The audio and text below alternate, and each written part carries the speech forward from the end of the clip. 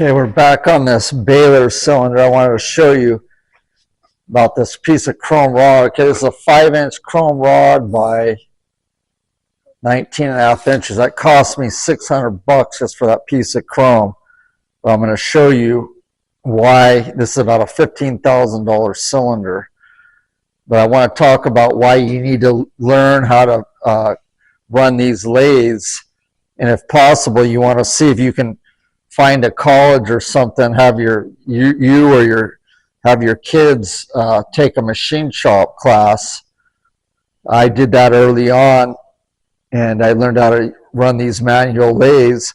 Problem is now most of the colleges are deleting these type of classes, so it just depends where you're at. The college where I learned, they ended up getting rid of the machine shop class where I learned, and I ended up taking early on when I was like 18 years old. I took 2 semesters there, and I did it after work at night because I wanted to learn how to machine rods and other things. But if you're going to run a hydraulic shop, you need to learn how to machine, or you're going to have to hire machinists, and they're getting harder to find guys that know how to run these manual machines. Most of the old timers are gone. Now they just have CNC machines and they just press buttons. They don't know how to do this old type machining. Okay, so what I've done so far, I didn't want to show you all, but I've machined it down. I'm getting ready to thread it now. Got the groove for the O-ring here. Then now I'll thread it and I'll fit it into the piston. I'm going to show you that. But you know, this is a $15,000 cylinder to buy a new one.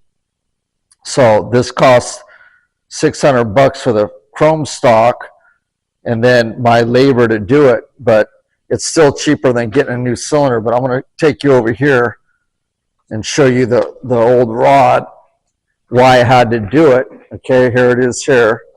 And see how it had some kind of side load on it, and that's why it was leaking. You can see that. So I've cut the head off. Now I'm going to machine these threads here, but here's the clevis that I machined that off. I cut it off and then I machined it. So we'll weld that back on. And here's the cylinder, what it looks like. Okay, this is the cylinder. It's off a baler. It's a baler tensioner. There's a piston in the head right there. But let's come around here and see a little better. Okay. So I have to got to machine that rod, and then I got to, before I weld the clevis on, I got to make sure it goes in there. Okay, and the rod's heavy, so it's going to be difficult for me to do it. I'm going to have to get the crane on it. But we got the seal kit coming. You can see here, so that's $15,000 for that. So obviously, you know, making the rod's going to be worth it.